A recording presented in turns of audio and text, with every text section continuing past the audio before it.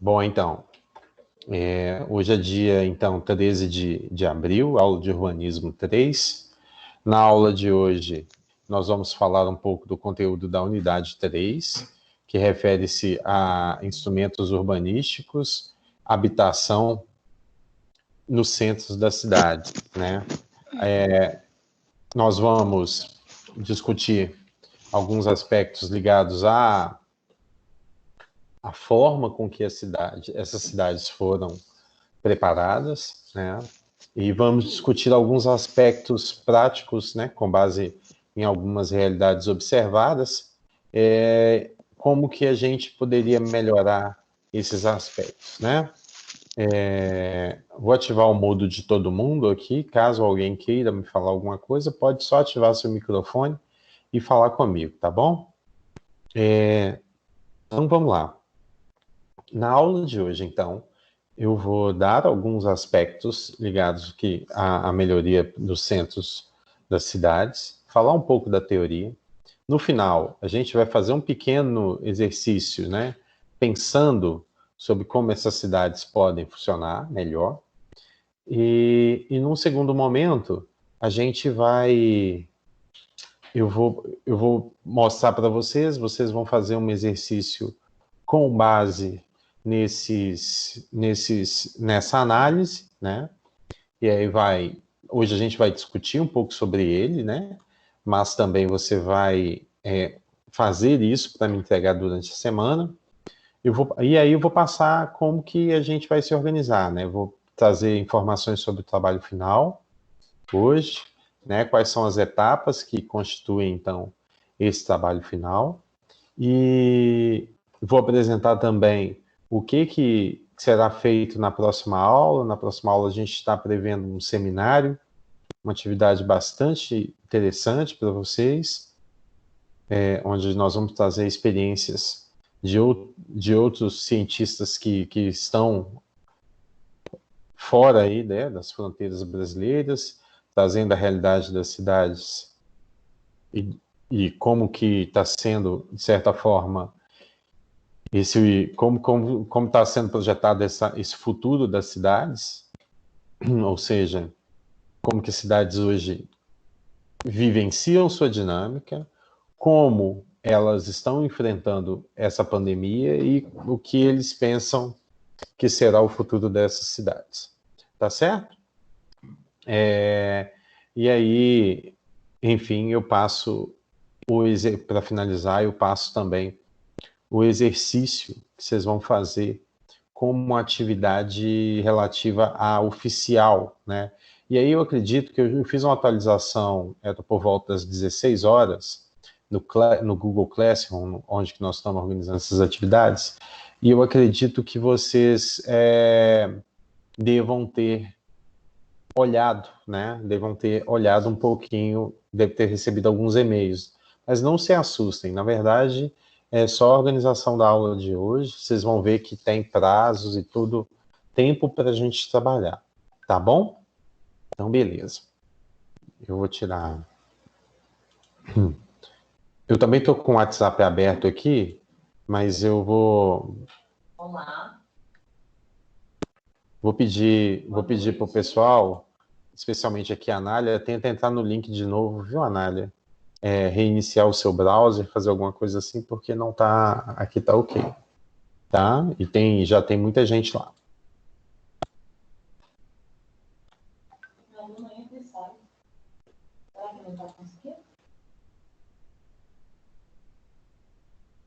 Manda mensagem para ela no WhatsApp. Segunda vez que eu lembro. E cai, né? Uhum.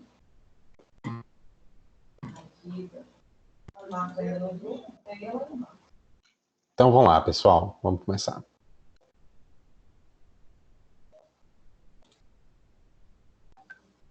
Eu não sei o que eu fiz de errado hoje, mas eu estou tendo que admitir todo mundo que entra, né? Mas não tem problema não. Estou com duas telas aqui, tá de boa. Vocês estão vendo o slide aqui na minha tela? Só pode escrever no chat aí? Sim, né? Beleza, top. Então tá. Então vamos lá, vamos começar a nossa aula. É a primeira da unidade 3, habitação no centro das cidades, né? Ainda bem que vocês estão em casa, né, gente? Esse espirrão aí é para pegar Covid, né? Vamos lá. E aí, então vamos começar com alguns aspectos introdutórios, né, gente? Essa habitação, então, no centro das cidades, ela por muito tempo, ela foi o sonho de muitas pessoas no Brasil. Se você imaginar, o nosso processo de transição rural-urbano, ele incorpora a ideia de que nas cidades eram o locus de estilo, tecnologia e inovação, né? Semana passada, numa aula de planejamento urbano, nós estávamos falando sobre sobre como que a gente está lidando com essas questões, entendeu? Como que, por exemplo, a gente tem que organizar essa transição, tá certo? Só um minutinho, peraí. Vem. Amor. Mais fácil. Amor. É verdade, mais fácil, né? Você tá me ouvindo bem? Amor, vamos tentar nós dois falar baixo. O quê? Tudo bem? Tá me ouvindo tranquilo, né? Desculpa aqui, é porque são dois professores na mesma sala. Aí a gente tá meio... Vocês devem estar ouvindo um ruídozinho aqui, tá? Desculpa, tá? A gente vai falar mais baixo e vamos ver se vocês vão entender, tá? Então, beleza. É importante destacar que, por exemplo, no início, quando haviam majoritariamente áreas rurais no Brasil, nós tínhamos grandes entraves de desenvolvimento urbano. E as cidades, num primeiro momento, elas passam a ser a morada desses donos de fazenda, justamente porque era o ponto de troca, era o ponto de avanço de sociedade, né? Então, todos eles viam nas cidades como um locus de estilo, né? Então, assim, você vai ver fotos no século passado, o estádio do Pacaembu, um sol danado e todo mundo lá de terno e chapéu, né, vendo um jogo de futebol. Por quê? Era um ponto muito homogêneo de cultura. Hoje, por exemplo, as coisas estão mais livres, mas assim, era um ponto muito homogêneo de cultura, assim como a Revolução Industrial fez, né? Ela quebra a ideia do artesão, ela quebra a ideia do artesão e cria ideias homogêneas, né? Ou seja, 1 milhão de ferro de passar do mesmo jeito, né? Então, é importante destacar que as cidades também, elas sendo esse loco de tecnologia, estilo e inovação, ela por muito tempo, em especial as cidades brasileiras, elas cumprem com uma ideia muito clara. Mobilidade espacial estava relacionada com mobilidade social.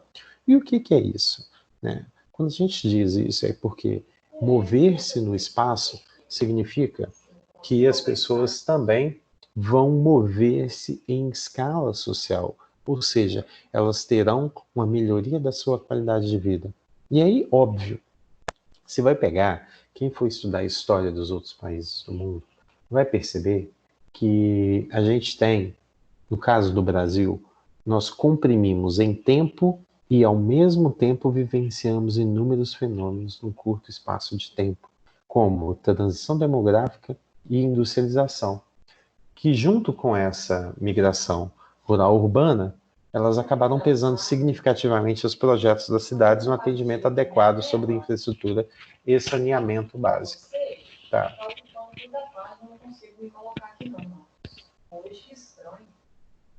Só um minutinho, gente, peraí.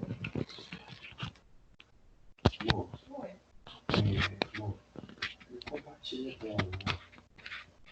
Você tem PowerPoint, compartilha tela.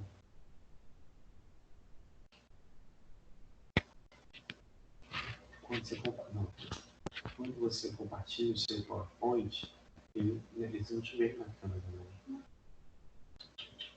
Era outro programa, não era o Teams, não. O Teams corta. Vamos lá. Então, e aí, imaginem só, 3 fenômenos decisivos na modernização das sociedades contemporâneas ocorrendo ao mesmo tempo no Brasil, né? E isso tem um reflexo muito cruel na estrutura das cidades, né? Imagina o seguinte: no mesmo tempo eu estimulo o crescimento das cidades a partir de movimentos migratórios tanto os migrantes quanto as pessoas que já viviam na cidade, elas pesam, né? Elas se multiplicam numa proporção gigantesca. Então as cidades crescem absurdamente e o planejamento, o desenho urbano que existia naquelas cidades, elas tornam-se insuficientes, a ponto de que o próprio investimento em infraestrutura não era capaz de abarcar todo mundo. E no caso do Brasil, que é um país em desenvolvimento,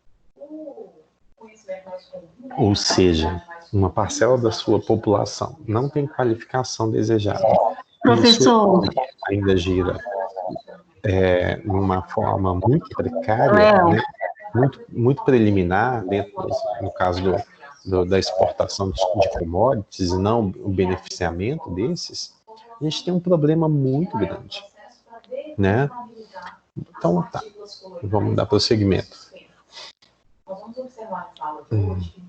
Então, é importante destacar, claro, que a cidade ela vai ser composta por várias estruturas arquitetônicas, óbvio, edifícios, pontes, casas e parques, que, sobretudo, elas precisam cumprir sua função, alterando, óbvio, sua visualidade e os seus resultados. A forma, os materiais e tudo que coloca-se dentro de uma lógica arquitetônica, elas juntas conectam-se ao chamado espaço urbano, tornando-se um só e elaborando o que conhecemos de conviver esse espaço. Eu tenho falado muito com vocês de um processo importante, que é o processo de integração da composição visual das cidades, né? A arquitetura se coloca dentro de um campo de conhecimento muito próximo às belas artes e às engenharias, né? E ela se coloca num ponto, e a Bauhaus vai falar que ela não está posicionada entre um extremo e outro, ela pega tudo junto e mistura, mas é importante você saber isso, né? Que nós temos um problema muito sério quando a paisagem urbana ela se mostra muito disruptiva, ou seja, precisa haver uma unidade visual do todo. Então, quando o arquiteto urbanista vai trabalhar, principalmente no espaço da cidade, ele precisa verificar como que a cidade se conecta, né?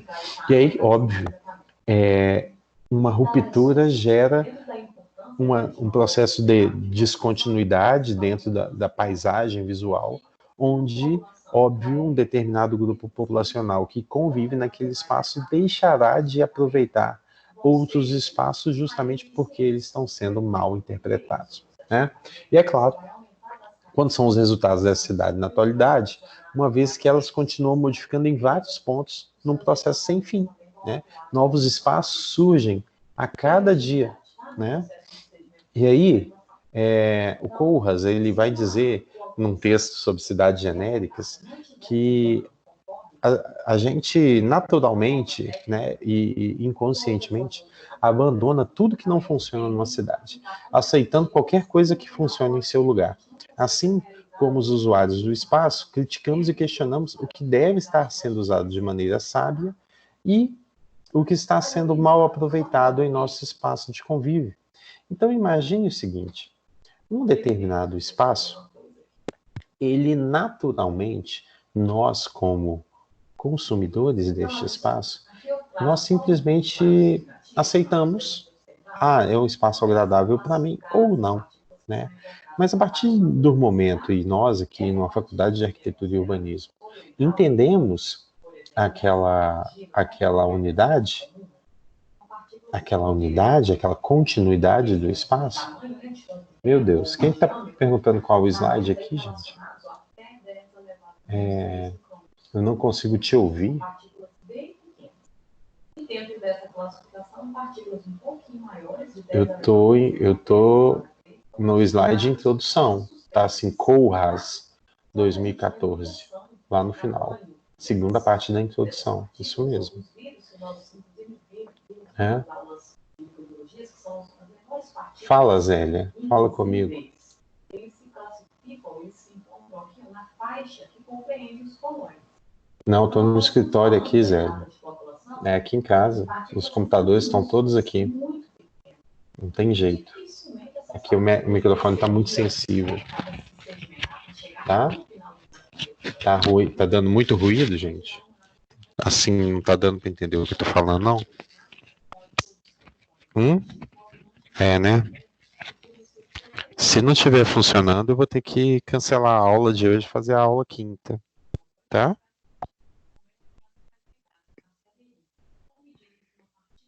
O que vocês acham? Vocês querem cancelar a aula de hoje e fazer a aula quinta?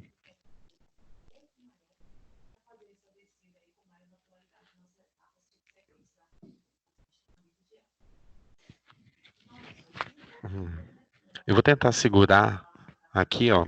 Eu tô fazendo um movimento com a mão aqui. Ver se vocês estão... Vocês estão me ouvindo melhor agora. Eu tô colocando aqui e pegando o microfone com a mão e tampando, né? Melhorou agora?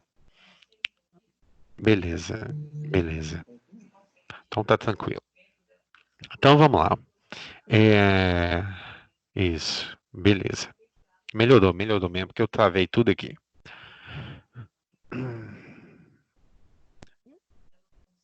Vamos lá. Então, a busca precisa ser sempre uma cidade inteligente. Mas aí lhe vem a seguinte questão. Quais são as soluções que podem ser utilizadas a fim de tornar esses espaços continuamente melhores para se viver? Por quê? Um primeiro aspecto é simplesmente que, diferentemente da lógica arquitetônica, a cidade não para, né? Se você vai fazer uma obra, se vai fazer uma reforma dentro de uma casa, dentro de um prédio, simplesmente você estabelece um plano de ação e se o cara não quiser ficar lá, ele vai embora, né? Ele vai para um hotel, ele faz uma viagem e aí 15 dias depois está tudo pronto. Na cidade, dentro da lógica urbanística, isso é inviável. Então, a cidade não para, elas são sistemas complexos, ela tem uma trama contínua, ela tem uma trama integrada, né? E ela é viva, ela respira 24 horas por dia, 7 dias por semana, todos os dias do ano, enfim, ela não pode parar, né? Cabe até uma discussão para pensarmos como que estão as cidades agora nesse período do Covid, né? Para aqueles que tentam consumir o espaço para além do trabalho, como que está a cidade? Está melhor para trafegar? Os parques estão mais vazios? Ou seja, como que está a cidade nesse período? É uma coisa para a gente pensar, né? Bom, é importante imaginar que, claro, uma vez que a cidade também não para, a cidade ela tem uma alta densidade, né? E não é Valadares, nós estamos falando do problema que é do mundo inteiro. 51% atualmente da população mundial mora em centros urbanos e aproximadamente a gente estima que mais de 6 bilhões de pessoas estarão nessa mesma situação em 2050. E aí, óbvio, né? A gente precisa refletir. É uma coisa para a gente fazer uma troca. Quais benefícios nós poderíamos obter se todas as regiões fossem organizadas e preparadas para pessoas que nela habitam? Lembra, a gente vem falando muito sobre essas questões. Ou seja, como que eu posso tornar, uma vez que as áreas estão densas, como eu posso dinamizar o local? Tanto, não sei se vocês têm acompanhado dessa forma, uma das coisas que o Covid tem recomendado, né, as instituições, SEBRAE, o Grupo S, têm recomendado, é que as cidades tenham uma dinamicidade e que você consuma local. O que é esse consumir local? É você é você fortalecer a estrutura do entorno, né? É você deixar, por exemplo, de ir a um. Óbvio que você vai a um supermercado, mas assim, se você precisar comprar alguma coisinha menor, vai na mercearia, vai na padaria, vai nas coisas ao redor, né? Estimule o local. Porque se você começar a consumir só o grande nesse período de pandemia, os pequenos ao seu redor vão quebrar todos, né? Então tem essa ideia. Bom, tem o Lynch, né? Vocês já viram aí que tanto que tem o Lynch, o Gell, a Jane Jacobs são precursores aí dentro desse urbanismo humanista. O Lynch vai dizer para a gente que a cidade ela se organiza de uma maneira a estar sempre mudando e sendo equivalente, possuindo assim variadas funções e resultando em improváveis e indesejáveis modos de viver nela.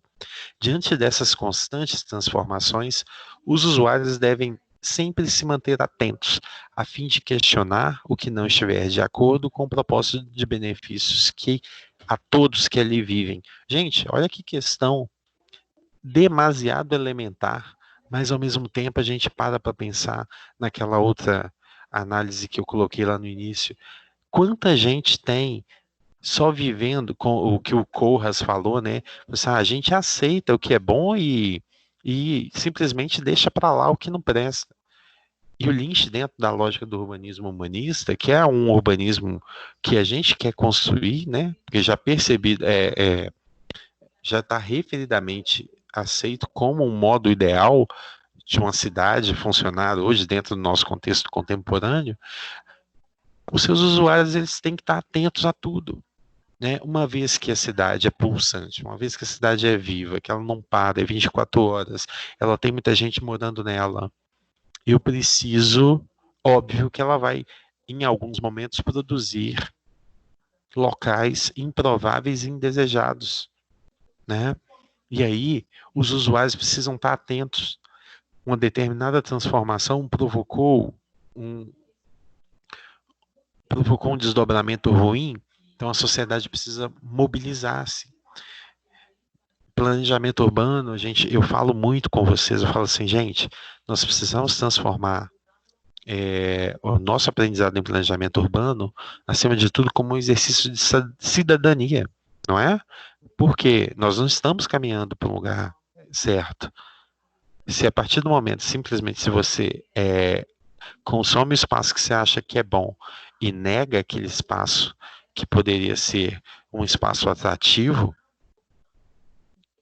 só que precisaria de uma mobilização individual / coletiva, você está criando grandes vazios, grandes espaços de segregação dentro da cidade, né?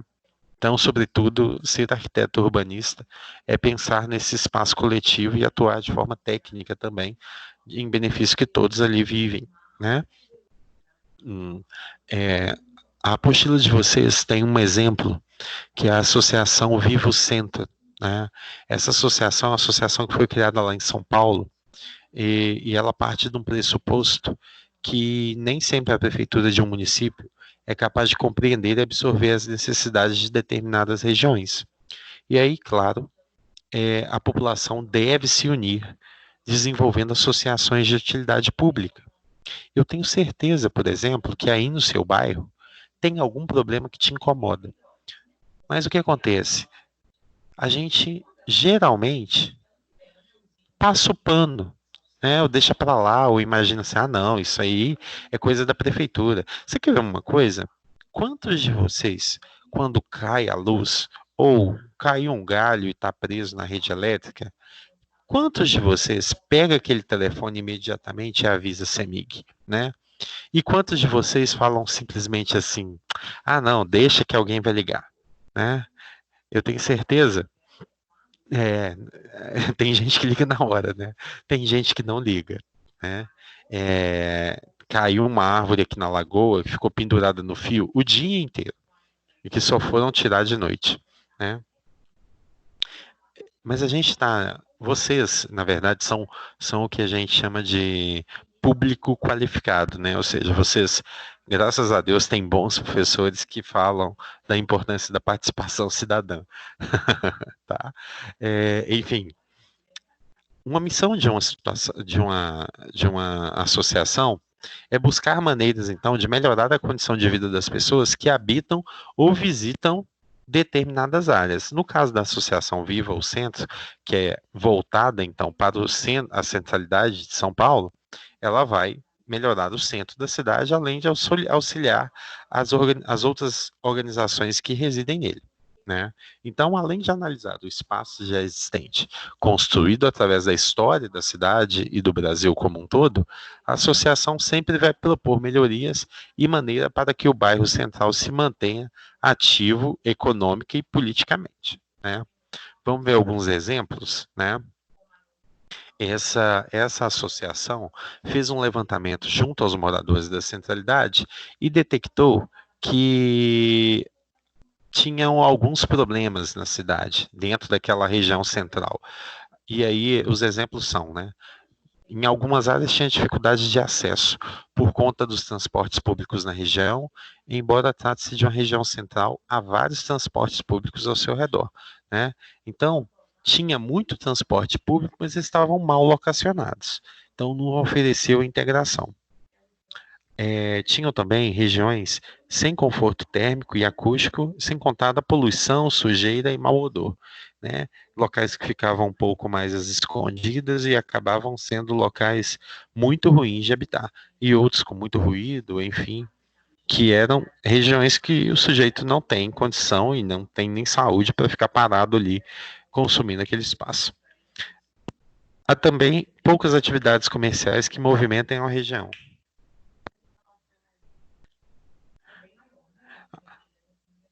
Assim como a fachada das edificações, que não interagem com as pessoas ao redor, aumentando a sensação de insegurança entre aqueles que ali passam diariamente. E a gente vai ver o caso das garagens que são mais abertas, que são as fachadas que são mais convidativas, que são aquelas fachadas que têm só aqueles paredões imensos que você olha para o lado assim, dá vontade de sair correndo. Quem conhece, por exemplo, aquela região ali do bairro Vila Bretas, vai saber daquela quadra que existe atrás ali da aviação, né, valadarense, na empresa de ônibus, que antigamente chamava de Rua do Come em Pé, né? Era uma rua que tem 2 paredões, um do lado e do outro, né? E aí, são regiões que passam naturalmente uma sensação de insegurança justamente pela paisagem urbana, né? O Rick saiu aí, gente. Uai, caiu, daqui a pouco ele vai reclamar comigo aqui, né? A ausência, então, de locais de permanência, como bancos imobiliários urbanos adequados, detectaram também que tinha algumas partes da cidade, da centralidade, que tinha uma geografia acidentada e muitos desníveis, né, principalmente nas calçadas, diminuindo, então, e dificultando a circulação de pedestres, e haviam, sobretudo, poucos usuários consumindo o espaço. Né? E havia também pouca iluminação, trazendo insegurança para os que ali habitavam. A própria associação, então, levantou essas dificuldades. Bom, um desses exemplos dessas áreas que a associação levantou foi na região do Vale do Viaduto do Chá, no Vale do Inhangabaú. Né? E aí concluiu-se que alguns itens poderiam dar um start nessas necessidades, dar uma movimentada nisso. Né? E aí as sugestões foram a inclusão de Wi-Fi grátis, que são chamados de hotspots, o aumento do número de árvores, bancas com diversas funções, a utilização de cadeiras dobráveis, uma melhoria na iluminação, a recuperação da água e da paisagem do vale. Bom, a partir de problemas, então, diagnóstico. Quando a gente faz diagnóstico, o diagnóstico é a análise dos problemas, né? E aqui eu tenho já a proposição, né, a identificação de possíveis soluções. Ou seja, vai ser ponto de partida, né? A Cibele falou que ali vai ser o fórum. A Valadarense já até alugou um outro espaço, legal. Depois até a gente pode fazer um estudo, né, do como que vai alterar toda a dinâmica daquele entorno ali, né, com empresas, escritórios de advocacia ao redor, né, como que vai dar vivacidade. Da mesma forma com que a Polícia Civil tá se colocando ali no bairro São Paulo. Todas essas ações alteram, então, a dinâmica da região. Aqui, então, lembra que tanto em Urbanismo 1, mas eu acho que principalmente em Urbanismo 2, que entramos na parte de projeto mesmo, um dos primeiros documentos que a gente mostra, então, nos estudos de desenho urbano, é o chamado Master Plan, né? O Master Plan, aqui, um Master Plan do projeto de revitalização do Vale do Inhangabaú, ele, no caso desse Master Plan aqui, eu tenho outra prancha, ela mostra quase como se fosse uma planta de detalhamento, né? Mas uma planta de detalhamento que traz uma amplitude muito grande, né, de áreas macroanalíticas que podiam ser. Aqui eu tenho uma área de circulação, né, que seria um fluxo principal da Avenida São João. Aqui, essas áreas, esse símbolo aqui são a inclusão de elementos de água, mas principalmente aqui eu tenho uma área multifuncional, uma área de eventos, área de jogos de atividades e uma área principal de eventos, né?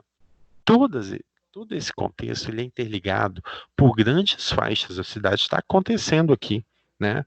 Vocês vão ver como que isso se altera, né? Aqui só uma outra vista daquele fenômeno, daquele master plan, com a legenda, né? Aqui sim, um master plan muito mais identificado com a realidade, com a legenda de estação de metrô, locais de parada de ônibus, locais para bikes, bicicletários, cafés, feira livre, pavilhões, área cultural, ou seja, um diagnóstico completo com já a representação projetual, pelo menos da distribuição do que eu quero para aquelas áreas, né? É a partir do Master Plan, então, que a gente vai começar a alterar as áreas, né? Ou seja, fazer os projetos de desenho urbano. Bom, aqui de novo, né? Só para mostrar para vocês a legenda, um zoom mais aproximado, mostrando principais fluxos e os pontos nodais, né? Ou seja, os pontos de comunicação, os locais, então, que você altera os estudos das fachadas ativas e secundárias. Nós acabamos de falar como que essas fachadas trazem segurança, né? Algumas zonas de atividade, ou seja, zonas vivas dentro das cidades, e possíveis áreas de uso. Nós estamos vendo aqui uma grande área de shows, né? Aqui, uma área de palanque com plateia, né? Que poderia se transformar, então, num grande centro de shows. Bom, então eu quero agora que a gente passe, então, para o outro lado da mesa. Eu quero que vocês imaginem que foi solicitado para você, pela Secretaria de Planejamento de São Paulo, analisar toda a área da Estação da Luz, que é uma área bastante histórica de São Paulo. Eu vou dar alguns detalhes e eu quero que vocês pensem juntos, né? Além de ser um ponto histórico para a cidade de São Paulo, com meio de transporte, essa estação ela recebe milhares de pessoas todos os dias e está localizada numa região muito central e seu entorno está altamente complexo, né? A gente vai ver que eu tenho vias expressas, eu tenho uma área, eu tenho um polo de roupa, eu tenho uma área degradada, enfim, é uma área muito complexa de análise. Embora seja um marco, né? A Estação da Luz, ela possui, a sua edificação ela é tombada, e também tem na região, nas proximidades, o Museu da Língua Portuguesa e o trem, óbvio, em si. Em volta temos ocupações de pessoas e edificações muito diferentes. Aqui, ó, tá aqui. Não sei se vocês conseguem ver o movimento do meu mouse, mas aqui eu tenho a Estação da Luz. Aqui, a Pinacoteca de São Paulo. Aqui o Parque Jardim da Luz. Olha só, a Avenida Tiradentes, passando aqui, né, que é o chamado Corredor Norte. A Rua Mauá, né? E aqui eu tenho uma rua que é uma rua que é o polo que eu te falei, o polo comercial. Tá? Vamos lá.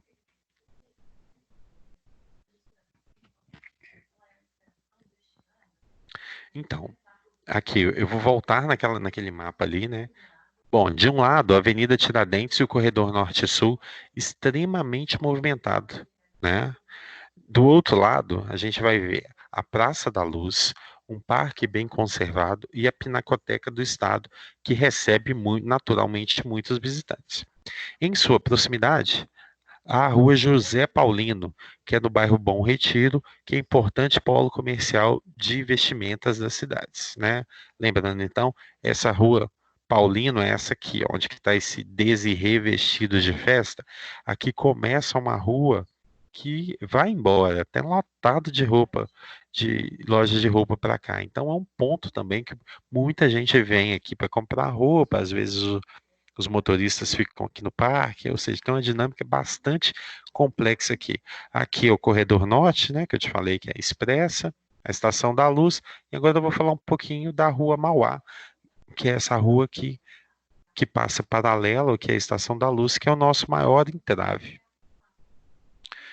Bom, vamos lá. Nas proximidades da Rua Mauá, há áreas em mau uso, ou seja, eu tenho edificações que estão em péssimo estado de conservação, tem poluição visual e desorganização. Há também sujeiras, espaços ocupados, moradores de rua e prostituição. Durante a noite, devido a pouca iluminação e pouca movimentação, é praticamente impossível passar ali, além de poucos espaços de permanência, trazendo insegurança aos demais usuários do espaço e a sensação constante de vulnerabilidade e insegurança. Aí eu te pergunto, né, com base então, o que a gente vem já trabalhando, acho que nas últimas 3 aulas, né? Conceitos de cidades inteligentes, cidades compactas, cidades sustentáveis, né? Quais seriam então mudanças que poderiam ser propostas para uma região tão central, tão vital para a dinâmica de São Paulo? Vamos pensar um pouquinho? Enquanto vocês pensam aí, eu vou só tomar um gole d'água, peraí.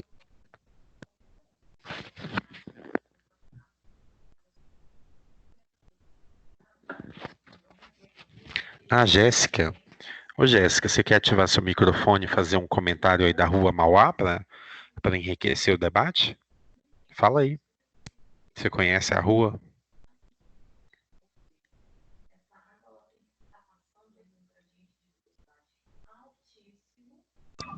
Então, eu já Oi? vi. Não? Tá dando para ouvir? Eu acho que ela não tá me ouvindo, não. Né? Jéssica? Fala, Jéssica. Eu passei a Ela tá oportunidade que eu tive. falando? Ah, gente, não, calma, calma. Fala, Jéssica. Pode falar? Pode. Eu tô te ouvindo. Lá é bem complicado. Você tem medo de atravessar para o outro lado. Eu fui uma vez na estação e eu cheguei na metade da ponte e voltei, porque tem uma passarela, né, no meio Uhum. da, da estação, né? Sim. E aí depois, a outra vez que eu fui, tinha pegado fogo, então não estava funcionando mais. Mas da primeira vez que eu fui, eu vi, e é realmente tudo que você escreveu. É tudo muito explícito. Os moradores Né? de rua, a prostituição, o fato de você ter zero segurança, porque parece que você vai ser roubado a qualquer minuto. Uhum, as construções são feias, Então, é né? tudo umas casas destruídas, é um pedaço da Cracolândia, né? Uhum. É Então, verdade. é bem feio. O que o pessoal vê na TV não é metade do que essa rua é. Não. Beleza, Jéssica. Mas valeu, obrigado pela contribuição, tá? Falou. Então, vamos ver. O Né? caso. Oi, fala. É a Kelly. Aqui não indo muito longe, vai ser essa questão mesmo aqui de Valadares, que é a Praça da Estação. Porque fizeram a revitalização da praça, teoricamente, a área né, ficaria mais sociável, o que não Sim. aconteceu. Então eu penso assim, às vezes a gente pensa de alguma forma, né, ali tem a própria estação, né, que dá um movimento, mas aquela área ali ela é totalmente insegura. Então, o que às vezes aqui mesmo em Valadares a gente poderia fazer, né, pensando nesse... Então, a gente é legal, Kelly, você está trazendo isso, que eu acho que até os elementos que vão ser propostos aqui, eles vão ajudar a gente a entender a dinâmica da Praça da Estação, tá certo? Vamos lá? Eu vou dividir aqui em algumas esferas e vocês vão entender, né? Se você fosse trabalhar com esse caso da Rua Mauá, você teria, primeiro, e aí é para todo o trabalho de arquitetura, de engenharia, de urbanismo, você tem que obter um diagnóstico por completo, né? Nunca você depara com um problema e o cara fala assim, e aí, faz um orçamento para mim. Você nunca faz esse orçamento sem você ter um diagnóstico completo que te permita uma avaliação técnica e robusta daquele processo. Por quê? Garantia de você... Primeiro que é um exercício de mal profissional, mal profissionalismo, né? Porque se você não tem condição de diagnosticar aquilo ali, ou você vai cobrar muito barato e o cara vai te cobrar, vai te encher o saco que você vai pagar para trabalhar, ou você passa direito, né? Então, assim, caminha uma proposta de trabalho, incluindo o diagnóstico, porque é essa análise, filtrando as questões direitinho, que vai permitir você entrar dentro do problema, né? Então, beleza. Então, o primeiro passo aqui, nesse caso, era obter um diagnóstico por completo, técnico, né? Analisar a região, ouvindo seus usuários e filtrando as questões de importância de fato para aquela região. Como que eu vou requalificar aquele espaço, né? E aí, dentro do segundo passo, eu estou tratando aqui como a inclusão de aspectos arquitetônicos e urbanísticos, né? Por exemplo, inserir uma iluminação baixa, né, a nível das pessoas nas calçadas, nos espaços de estar, né, a inclusão de bancos, além de estimular a movimentação de feiras e eventos do lado menos favorecido em questões turísticas. Porque, na verdade, a Rua Mauá, ela é, vamos dizer assim, o primo pobre da situação. Porque do lado de lá tá muito bonito. Do lado de cá, foi deixado para lá. E é justamente aquilo que a gente falou no início do tempo, né? O que o autor falou, assim, que a gente aceita uma coisa e renega outra, é como se bastasse pela parte da sociedade entender o seguinte: o que me atrai, o que me sustenta, tá me valendo aqui? Joia, eu consumo esse espaço, o pessoal da Rua Mauá que se foda, né? E um exercício de cidadania é justamente pensar nesse espaço contínuo, né? Ele não é segregado. Então, se ele é contínuo, ele deve também ter condições para ter, mesmo que abarque pessoas diferentes. Não tem problema, mas que seja um espaço de qualidade. Então, deveria também ser pensado como um local com possibilidades turísticas, né? E aí, se a partir do momento que você estimula o turismo naquela região, você, claro, diminui a sensação de insegurança. Mas é óbvio, né? Assim como a Jéssica explicou aí para vocês, a gente tem um problema muito grande aí. E esse problema, gente, ele não resume simplesmente, por exemplo, a eu montar ali uma faixa de edificações de uso misto e criar praças, colocar ciclovias, fazer uma iluminação baixa, né? Eu tenho um problema aí que foge à esfera arquitetônica e urbanística. Ele entra, então, o que eu estou chamando aqui de aspectos vinculados ao planejamento urbano. Por quê? Há também questões sociais, nas quais a arquitetura e o urbanismo não têm condição de solucionar. Entretanto, dentro da lógica da gestão pública, eu preciso compreender e projetar. Ou seja, eu preciso pensar em formas não de expulsar os moradores, né? O pessoal, os usuários de drogas, prostitutas e tal, mas eu preciso acolhê-los, criando abrigos, como albergues, Os albergues geralmente podem ser uma alternativa bem-vinda, né? Mas também posso criar postos de acolhimento para assistentes sociais, para as diversas categorias que existam na região e necessitem de auxílio. É possível entender, gente, uma vez por todas, que o Brasil ele é um local desigual e que não é pelo discurso, pela força, que a gente vai tornar esse país igual de um dia para o outro, né? Não adianta eu falar que a Covid vai passar. Ela vai continuar. Não adianta falar, tem que agir, né? Há também, né, dentro da esfera do planejamento urbano, construções que podem ser conservadas ou revitalizadas, melhorando a paisagem e mantendo a sua história, né? Então, assim, se a Rua Mauá é uma rua antiga, vamos pegar o limão e fazer uma limonada. Vamos pegar aqueles prédios, aqueles casarões históricos que tem ali e vamos tentar revitalizar, vamos fazer um museu, vamos fazer um local ali, sei lá, para visitação, transformar o espaço, sem perder o que a gente chama, muito importante dentro do urbanismo, que é a memória do lugar. Então, enfim, esse seria uma leitura, né, técnica, apontando o que eu acredito, né, que o autor acredita, para que poderia ser um motor inicial para transformar aquele espaço, né?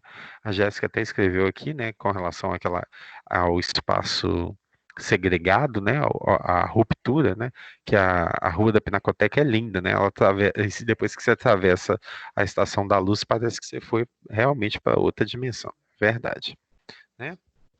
Então vamos lá. Eu vou falar um pouquinho para vocês das coisas que nós fizemos até agora. Como a parcial 1, nós fizemos primeiro um exercício em sala dos problemas enfrentados na cidade. Depois, em grupos, fizemos um diagnóstico de áreas para intervenção urbana. Esse diagnóstico foi feito em grupos e cada grupo escolheu áreas para intervenção urbana dentro, então, da sua realidade, mas onde a primeira etapa era justamente fazer um diagnóstico. Não fizemos o projeto. E aí, a terceira atividade, nós fizemos a aplicação de medidas de sustentabilidade com base naquelas 12 medidas da China, esse trabalho individual, tá bom? Então vamos continuar, né? O que eu quero que vocês façam com base, então, no diagnóstico que os grupos fizeram, né? Eu quero que vocês produzam com base naquele diagnóstico que vocês fizeram, a identificação desses problemas existentes que você diagnosticou lá, vai ser uma oportunidade de você revisitar, mas eu quero agora que você faça um pequeno relatório, né? Um pouco mais amplo, inclusive, do que eu acabei de mostrar aqui no slide, né? Porque no slide aqui, eu simplesmente pontuei o que eu quero, né? Uma iluminação, espaço de estar, feiras, aqui dentro da área do aspecto, uma inclusão de albergue e tal, tem até uma explicaçãozinha. Eu quero que você faça, dentro de uma lógica técnica, o que você quer incluir para revitalizar aquele espaço, de forma descritiva e não projetiva, né? Então, ou seja, eu quero que se pontue tecnicamente em níveis de arquitetura, urbanismo e planejamento urbano. Quais seriam as principais alterações para a melhoria da sua região? Eu quero que você monte um pequeno relatório com 3 tópicos. Dentro da intervenção urbana que você vai fazer, aspectos arquitetônicos, aspectos urbanísticos e, se houver, né, claro, aspectos de planejamento urbano. Se não tiver arquitetônico, se não tiver de planejamento urbano, vai só urbanístico. Mas geralmente, dentro de uma análise mais ampla, dentro da análise que a gente espera para a disciplina, inevitavelmente vai ter aspectos ligados à arquitetura, ao urbanismo e ao planejamento urbano. Uma vez que a gente vem falando paulatinamente de urbanismo 1, 2, até essa disciplina, que o espaço não é fragmentado. Não adianta eu fazer uma praça linda numa área deteriorada. Não adianta eu fazer um loteamento que eu organizei só com base na lei, se eu não pensei os usos que vão ocorrer, né? Então, vocês vão precisar, então, fazer um exercício parecido com esse que nós acabamos de fazer, né? Da estação da luz aqui, com base no diagnóstico que vocês já fizeram, tá bom? Então, pequeno relatório. Eu imagino que é 1, 2 laudas no máximo. Vocês vão fazer e postar para mim. Esse é o exercício da aula de hoje. Então, assim, eu coloquei uma data lá, mas eu queria muito que vocês fizessem esse exercício até segunda-feira que vem, para não encavalar com as outras atividades que eu vou passar a seguir, tá certo? Então, vamos lá. Jéssica e Emily, é o mesmo grupo. O mesmo grupo que fez o diagnóstico. Vocês. Isso, Lilian. Vocês vão trabalhar exatamente o bairro que vocês analisaram. Se você diagnosticou lá, você fez um diagnóstico dos problemas.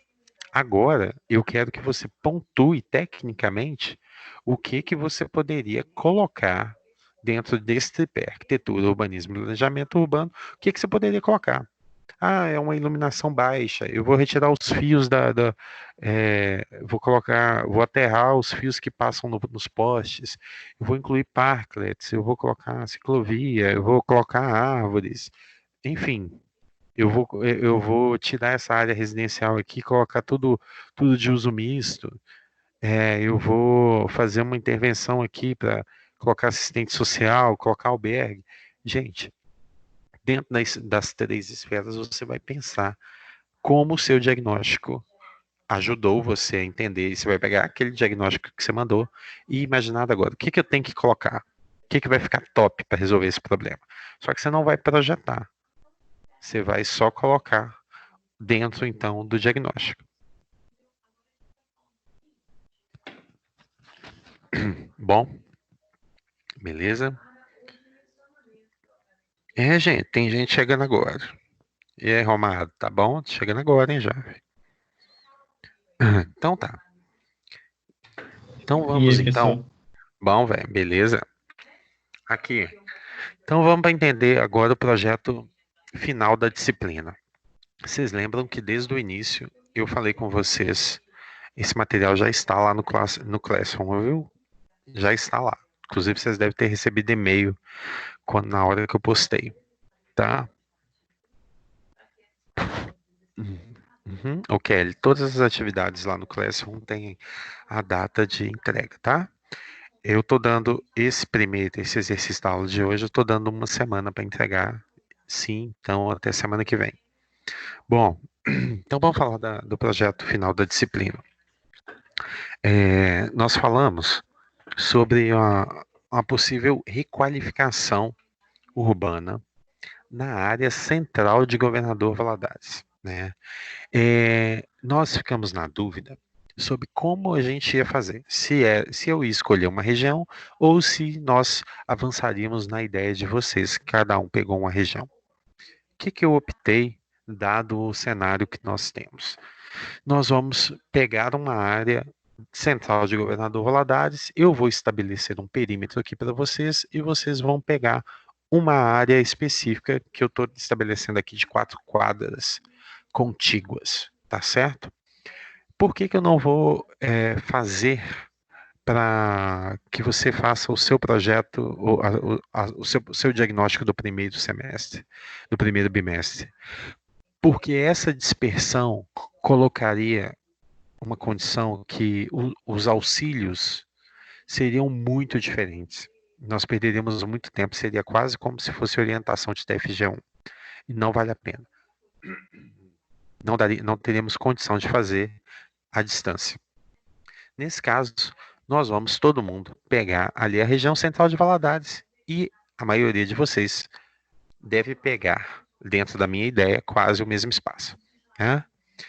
Dentro da lógica projetual de requalificação urbana, da mesma forma, ele está seguindo algum pressuposto, né, que eu já havia apresentado antes em Urbanismo 2, essa disciplina ela vai ter a leitura diagnóstica urbano, o anteprojeto de intervenção urbana, que início seria um esboço, né?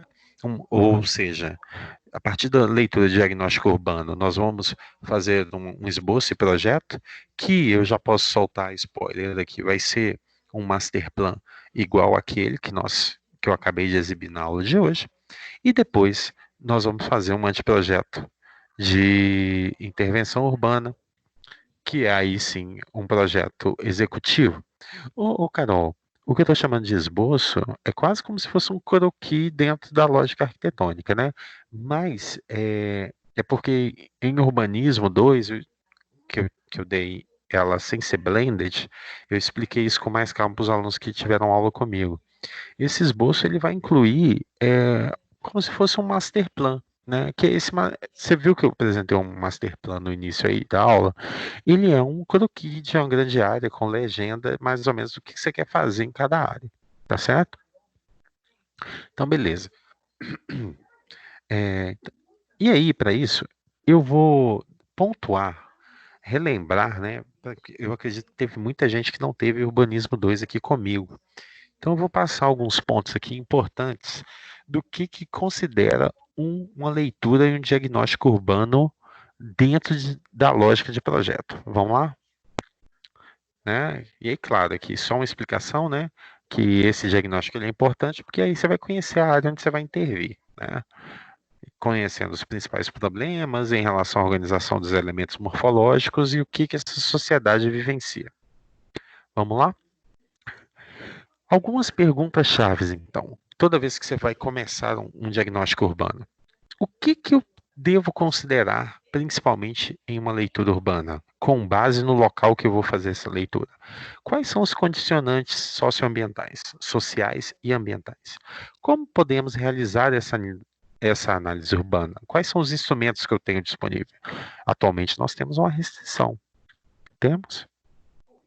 Nós temos restrição, por exemplo, de área. E o que um diagnóstico urbanístico deve conter, né? E aí, claro, as visitas em loco são fundamentais para compreender um determinado território. E aí, sempre, né? Ou você vai conduzir o seu levantamento através no seu próprio escritório, usando ferramentas igual Google Earth, Google Street View, Google Maps e outras ferramentas e outras pesquisas documentais, ou você vai ter que ir a campo, né?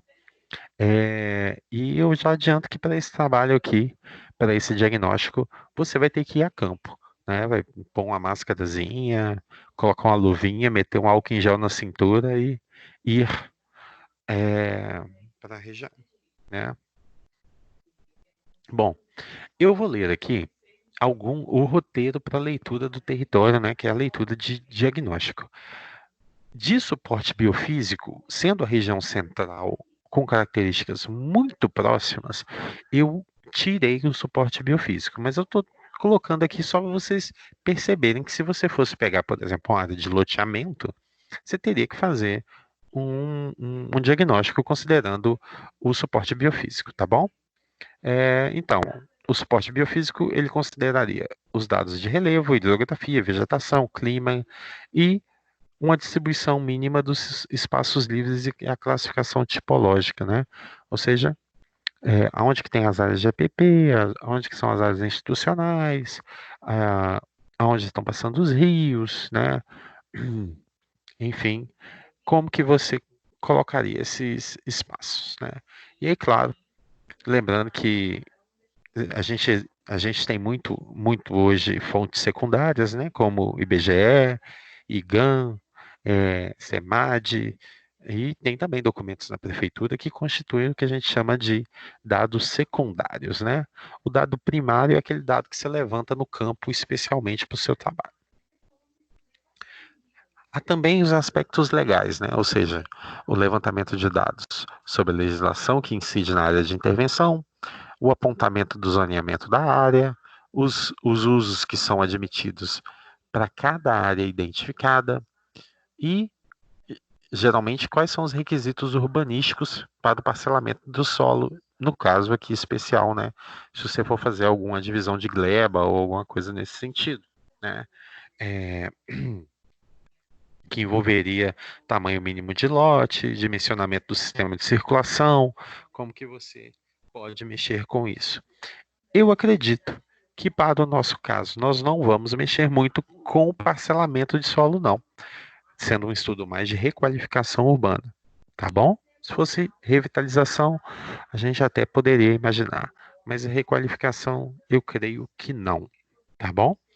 Bom, mas os aspectos legais, nós vamos ter que fazer um levantamento. O tópico 1, então, ele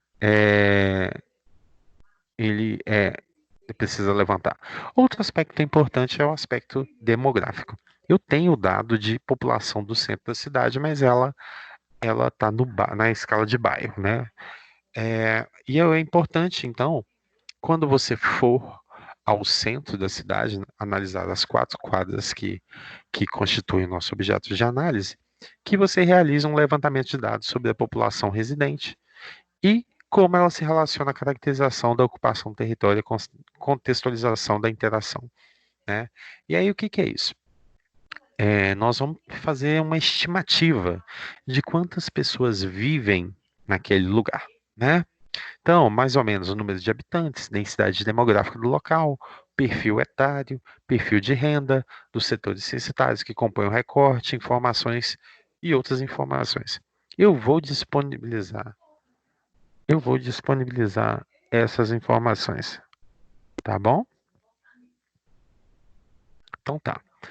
Um quarto item é o desenho da morfologia, né, urbana, ou seja, como que aquele território ele é ocupado, é o uso e ocupação do solo. Então, a gente vai tentar verificar possíveis vazios urbanos, quais são os espaços edificados, a disponibilidade de área livre. A gente vai produzir mesmo um pequeno mapa indicando, então, quais são os usos predominantes por edificação ou na quadra, né? Fazendo mesmo, tentar montar a partir do gráfico, nós já fizemos isso, né? No diagnóstico, como que você vai classificar se é uma área residencial, comercial, serviço, misto, institucional, industrial, áreas verdes, ou seja, tentar fazer um mapeamento mesmo. Olha o Rafael chegando aqui agora. Rafael ingressou, né? Tentando fazer então uma análise de possíveis locais que são tombados pelo patrimônio histórico, equipamentos públicos de saúde, educação, cultura. É uma varredura, então, que você vai fazer dessa área. Claro, então, esse levantamento edílico pode ser feito a partir de consultas de dados oficiais, como as plantas cadastrais e bancos de dados geográficos, como o State View e tal. Mas se você não conseguir fazer a leitura, você precisará ir a campo, tá bom?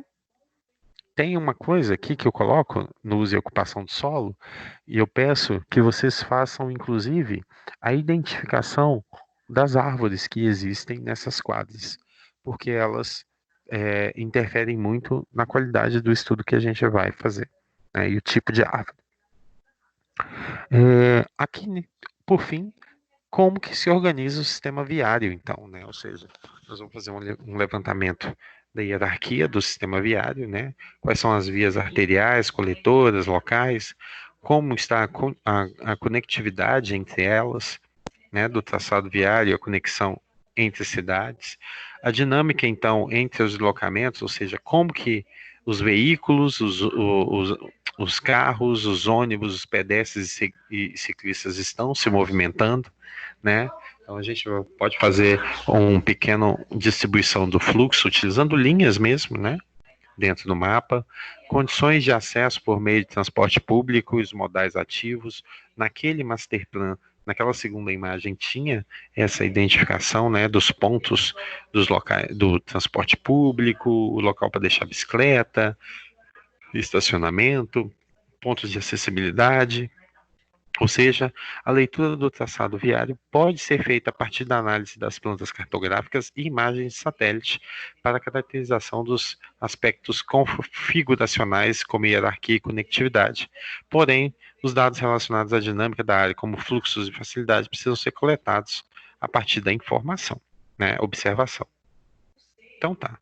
E por fim, a tentar diagnosticar a problemática em uma potencialidade da área, ou seja, a partir da observação você vai verificar pontos fortes e fracos e como ele encerra a leitura urbana e pode ser considerado uma análise inicial do recorte com base em todos os dados que você levantou.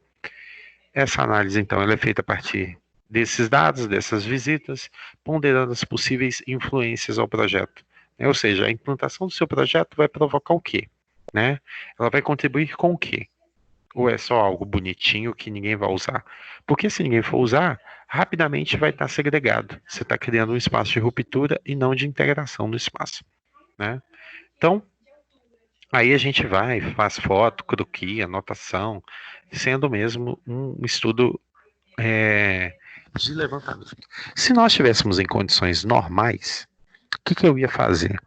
Eu ia colocar vocês, nós íamos criar um formulário padronizado e cada grupo ficaria responsável por levantar e tabular, né, digitar X número de formulários. Como isso não vai ser possível, porque, primeiro, o centro não está sendo vivido por todas as pessoas que deveriam consumir naturalmente aquele espaço, e segundo, eu seria responsável em expor vocês ao risco, né, de ter que entrevistar outras pessoas, nós não vamos fazer esse levantamento de formulário, tá?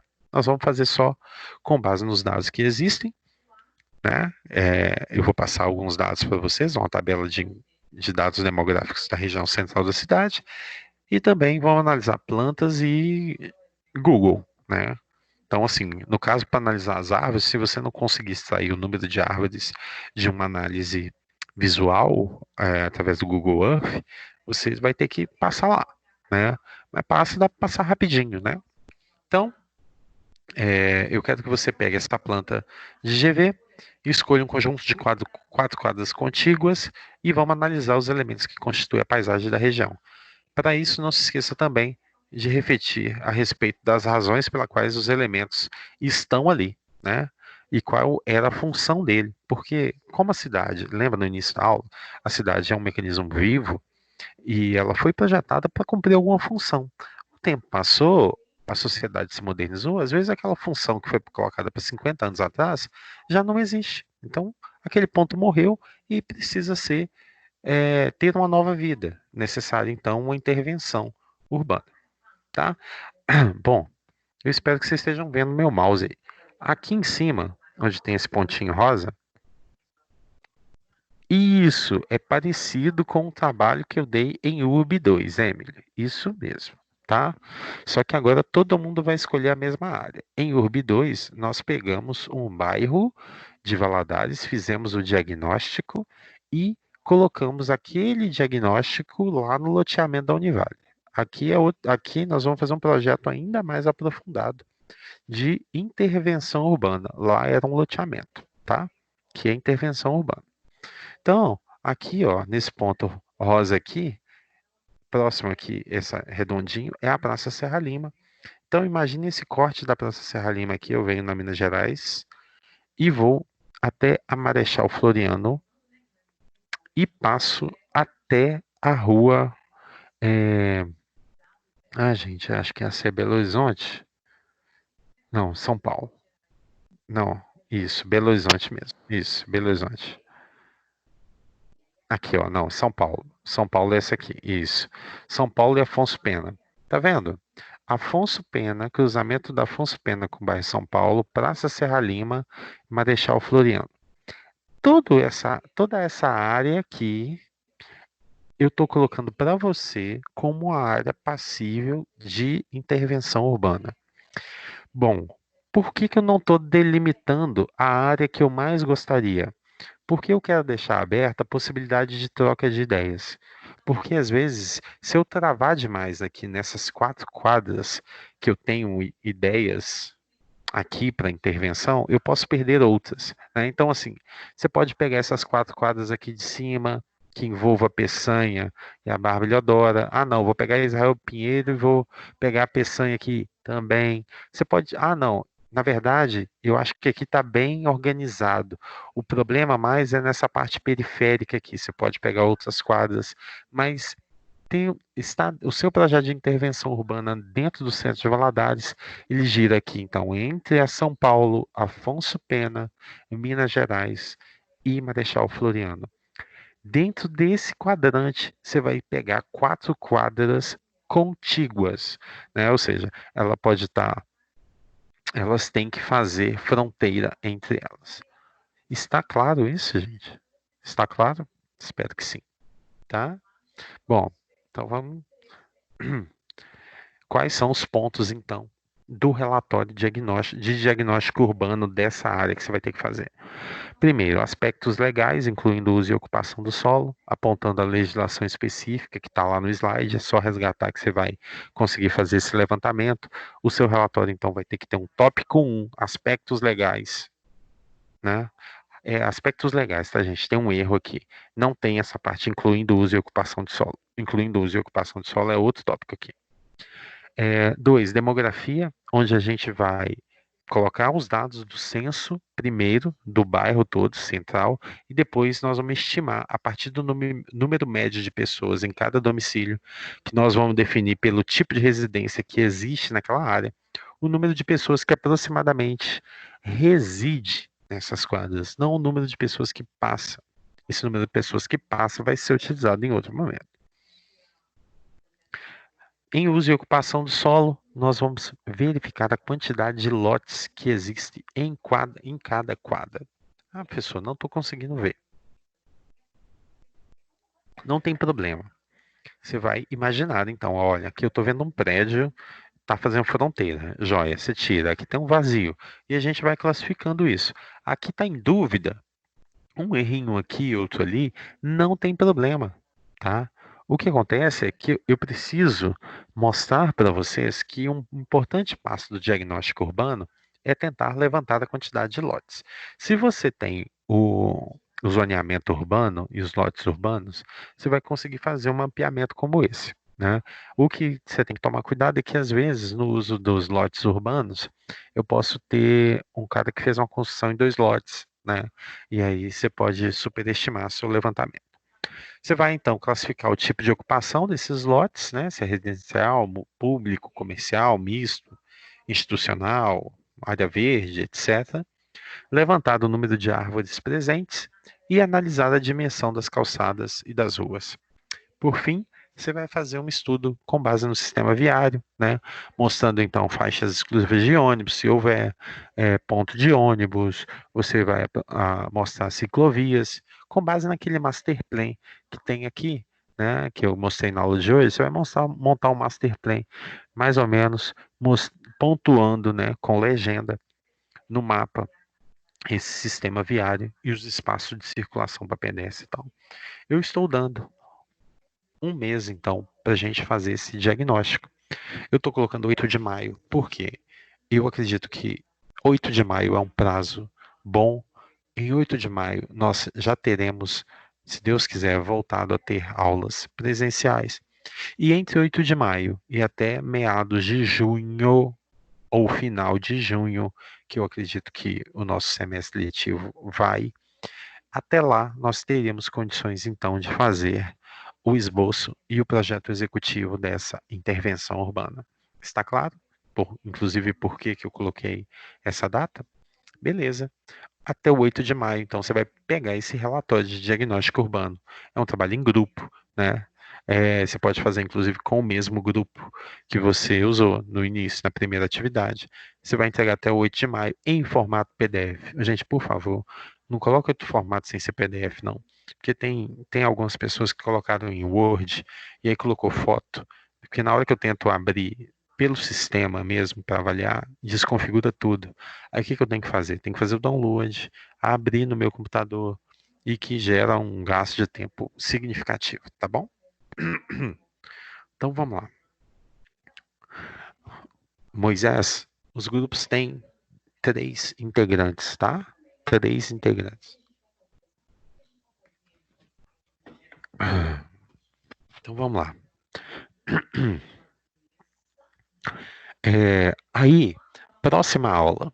Bom, então, a gente está falando muito de cidades, como que as cidades precisam ser, né? Não, ok, lá não tem problema. 3 ou 4, tá? Pode ser o mesmo grupo com 4, tá? 3 ou 4 integrantes, tá bom? Então vamos lá. Na próxima aula vai ser uma espécie de seminário. Esse ano, parece que o Felipe e a Samila pegaram algumas disciplinas de urbanismo e eu até convidei-os também para a gente fazer um seminário segunda que vem. Mas vamos ver. Vamos ver. Gente, eu vou ver esse zoneamento depois, tá, Jéssica? Pode ficar tranquila. Pode ter dado pau no link aqui, tá bom? Então, eu tenho discutido com alguns amigos meus que vivem hoje, que dão aula em outras universidades, sobre o chamado futuro das cidades, né? Com base dentro dessa lógica, né, de cidades inteligentes, sustentáveis e tal. Tem até uma apresentação do Obama que ele fala umas coisas bastante interessantes relacionadas a isso, né, como que, parecendo prever como que uma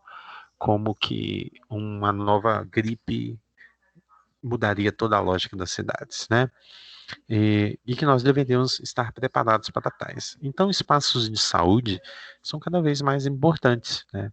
Eu tenho até falado com alguns alunos meus em TFG1 como é importante pensar, inclusive agora no TFG, espaços voltados e preparados para essas situações, né? Os idosos, daqui a pouco, se não tiver cura, se o Covid, por exemplo, ele for uma gripe que sofra mutação, como outras gripes, nós teremos que ter ambientes para idosos preparados o tempo inteiro com esses respiradores, enfim. Mas, sobretudo, eu quero trazer para a semana que vem um seminário. Eu vou gravar algumas entrevistas com esses amigos meus e vou trazer para vocês de que forma, né? Esses caras vão comentar como que é a dinâmica das cidades que eles vivem, né? Então, assim, principalmente, né, em 3 pontos. Como que é a dinâmica das cidades que eles vivem, normal, como está a dinâmica das cidades atualmente com o Covid-19 e o que eles acreditam que será o futuro das cidades, tanto das que eles vivem quanto das cidades brasileiras, tá certo? Então, para a aula que vem, eu já tenho 3 professores confirmados. Eu vou coletar essas entrevistas. Eu não vou fazer ao vivo, porque sempre dá errado. Então, vou gravar e, na hora da aula, eu vou fazer uma intermediação, vamos dizer assim, dessas entrevistas, tá certo? Parece que a Samila tem 2 pessoas também, uma na Irlanda e parece que uma na Austrália. E aí, teoricamente, nós fecharíamos aí com 5 professores apresentando esse seminário. Eu acho que é uma experiência muito boa. Vai ser um momento muito legal para vocês conhecerem e meio que sair um pouco da caixa do que a gente às vezes fica falando muito aqui no Brasil. Está certo? Beleza? E aí, eu queria dar esse espaço para vocês também, né? Eu coloquei assim, alguém conhece alguém? Porque, de acordo com a teoria do Small World, né, nós estamos a meio 7 passos de qualquer pessoa no mundo. E eu acredito que talvez vocês conheçam alguma pessoa interessante que a gente poderia trazer aqui para o debate semana que vem. Eu já tenho o conjunto, são basicamente 3 questões.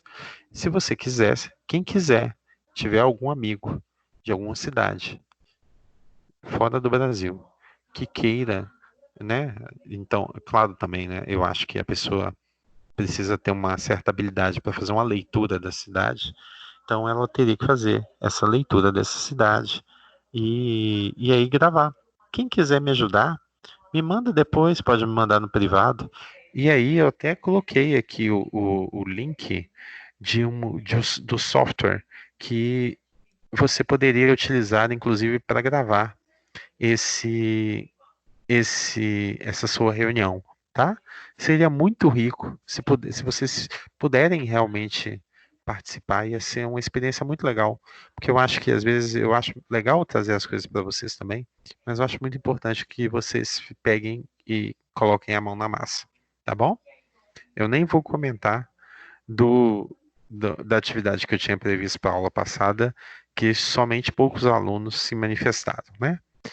Infelizmente, né? Teve lá o falecimento do avô da Aline, porque e não foi de Covid, né, gente? O senhorzinho teve um mal súbito e caiu da escada, bateu a cabeça e veio a óbito. Mas, enfim, 92 anos, vida que segue, né? Então tá. E aqui, para finalizar, esse aqui eu não postei lá, porque a recomendação institucional não é postar lá. E aí eu já reforço a importância, então, de todos estarem presentes na semana que vem, participando dos seminários. Por quê? Essa vai ser a nossa avaliação oficial 1, ou seja, após a aula do seminário semana que vem. Eu vou pedir que todos vocês façam uma redação dissertativa, argumentativa, com o tema O Futuro das Cidades, com base, então, nessas questões globais e locais. Questões globais que foram abordadas nas entrevistas e as questões locais que nós, de uma forma exaustiva, temos discutido aqui na disciplina. Então, com base nos relatos e nas questões que sejam adequadas para o futuro da cidade. Essa atividade eu vou postar no portal dia 22, mas já fiquem sabendo que vocês terão, então, que fazer essa redação. Então, na aula que vem, vocês já ficam com papel e caneta na mão e vão meio rascunhando partes importantes dessas análises, tá? Ela tem um prazo para ser entregue, que é do dia 22 ao dia 28 de abril, mas como eu vou dar aula, essa aula vai ser semana que vem, dia 10, eu já estou te dando de cara aí quase 18 dias para fazer isso, né? É uma redação vinculada, então, às de 2 laudas no valor de 1.000 pontos. Ô, Christian, então, eu até posso fazer isso, Christian, mas eu sei que, por exemplo, se eu vincular aqui agora, o tempo vai ser meio curto para vocês fazerem todo esse relatório, entendeu? A gente pode até discutir isso lá no grupo de WhatsApp, né? Eu estou pensando numa ideia mais teórica, onde vocês possam discutir um pouco esse futuro das cidades, né? E são 2 laudas só, é algo bem tranquilinho da gente fazer, tá bom? Mas a gente discute isso. Dependendo, eu posso talvez alterar essa redação de 2 páginas pela entrega do relatório, né? Que aí, ao invés do dia 8 de maio, vocês entregariam, então, esse relatório dia 28 de abril, que é a data limite.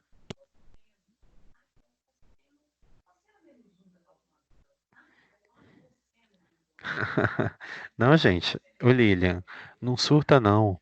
Deixa eu te contar, o tanto de atividade que eu passei aqui, na verdade, são atividades que estão distribuídas ao longo do semestre. No início da nossa aula hoje, eu falei com vocês que eu ia passar um planejamento das atividades do semestre, né? Então, eu passei todas as atividades, né? Que aí, acho que a Keila está falando 5, né? Porque já estou incluindo a atividade que vocês vão entregar até o final de junho, né? Então, assim, o que eu estou querendo para a semana que vem é que vocês prestem atenção no seminário e simplesmente coloquem, com base naquilo que você ouviu na aula da semana que vem, que você extraia para mim, em 2 páginas, o que você está entendendo sobre o futuro das cidades. Entendeu? O diagnóstico é uma coisa assim. Eu até coloquei muito detalhe, vamos dizer assim, no diagnóstico, porque eu preciso que vocês tenham uma base comparativa, né? Eu vejo às vezes os professores pedindo assim, vamos fazer, vamos fazer, vamos fazer, faz um diagnóstico aí para mim. Cada um faz um diagnóstico do jeito. O que eu procurei fazer aqui? Eu procurei colocar todo mundo dentro do mesmo patamar, tá bom? Tá, beleza. Eu acho, sinceramente, meu feeling, Se o relatório diagnóstico tem até 8 de maio, eu estou te dando aqui no mínimo 10 dias a mais para fazê-lo. A redação, gente, se você prestou atenção na aula, copiou os pontos principais da aula e acabou a aula, se você sentar no seu computador assim, num tapa, você consegue fazer 2 páginas, entendeu? O que eu estou tentando fazer com o relatório, e aí eu vou falar baixinho para vocês entenderem, é uma forma simples, de boa, para você fazer um negócio e ficar bonito na avaliação oficial. Tá certo? Estou tentando realmente fazer um negócio que fica fácil para você, tá? E aí, é claro, o que eu estou falando, gente, o que eu estou falando, você tá achando ruim aí do diagnóstico? Poxa, eu fiz questão de destacar a importância do diagnóstico em tudo que vocês fazem, né? Por exemplo, eu vou dar um exemplo prático aqui que eu fiz. A gente vai fazer uma modernização numa estação de tratamento de esgoto, de um frigorífico aqui de Minas Gerais. A intervenção não vai ter em ampliação da planta física, que eles têm essa restrição de espaço. Mas então vai ter que ser um negócio muito minucioso. Muito minucioso. Como que eu consigo precificar para ele se eu não fizer um diagnóstico violento? Só para te dar um exemplo da importância do diagnóstico. O diagnóstico desse cara, ele custa 7 mil. O projeto custa 7 mil também. Ou seja, meio a meio. Diagnosticar é muito importante. Tá? 2 laudas, gente, é porque uma folha tem 2 lados. Tá? Cada lado é uma lauda. Tá? Então, beleza. Então, eu vou tirar aqui, porque minha a aula acabou. Acabou sim, né? Agora é hora de vocês trabalharem, né? Agora é com vocês. Eu preciso agora que vocês façam esse exercício aqui, ó, né? Que é o exercício da aula de hoje, com base, então, na área que você fez o seu diagnóstico, né? Eu estarei por aqui até em torno das 9h30 para a gente bater um papo, tá bom? Quem quiser, eu acho melhor a gente encerrar aqui e ir lá pro grupo do WhatsApp, quem quiser, tá bom? Alguém tem alguma coisa para falar? Alguém tá uma manifestação hoje? Eu não tenho esse Google Earth no meu computador, não, e nem esse Street View aí, ó. Só instalar, meu bem. Digita aí no Google Download Google Earth, tá? Ô, Léo, Oi. eu fiquei na dúvida só do seguinte, a escolha das quadras lá. Vai poder ser quadra repetida? Não entendi essa questão. Pode. Na verdade, o que eu tenho desejo, por exemplo, dessa área é transformar a Peçanha num grande calçadão. Então já estou dando spoiler assim de uma área que poderia ser muito requalificada. Mas para não travar nessa área que eu estava pensando inicialmente, eu abri um pouco mais, caso você perceba que o problema não é ali. O problema do centro poderia ser melhorado em outros aspectos. Então eu deixei aberto, mas eu já estou sinalizando o que eu gostaria, tá bom?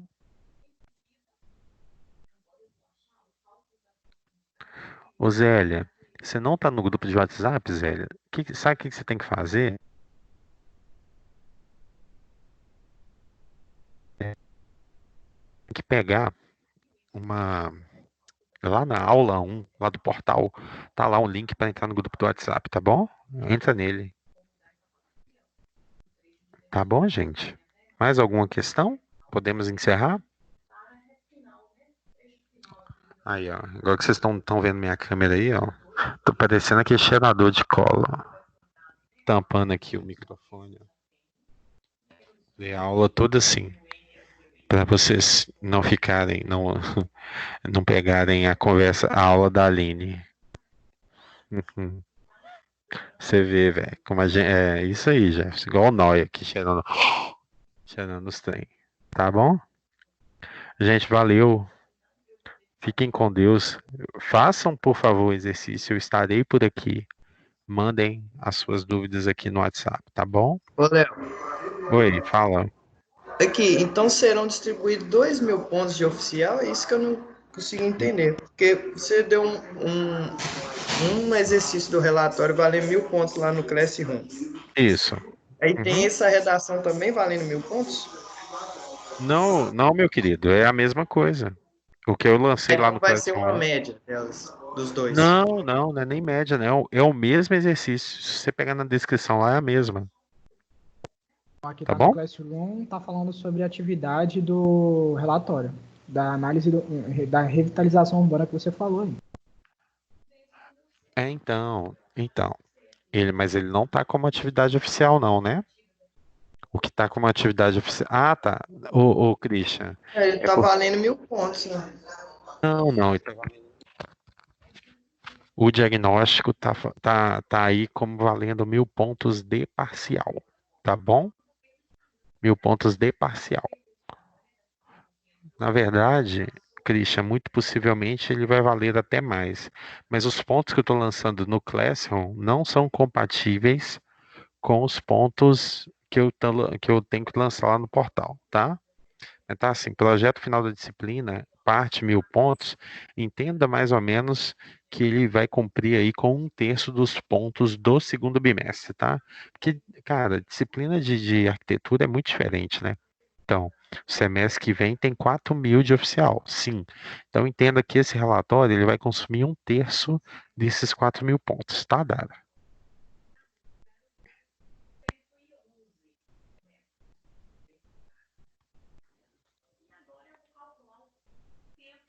Sim, Dara. Os três, eu até dei o exemplo disso. Os 3 exercícios que nós fizemos anteriormente, eles serão somados e a soma deles constituirá a nota total do seu oficial, tá bom?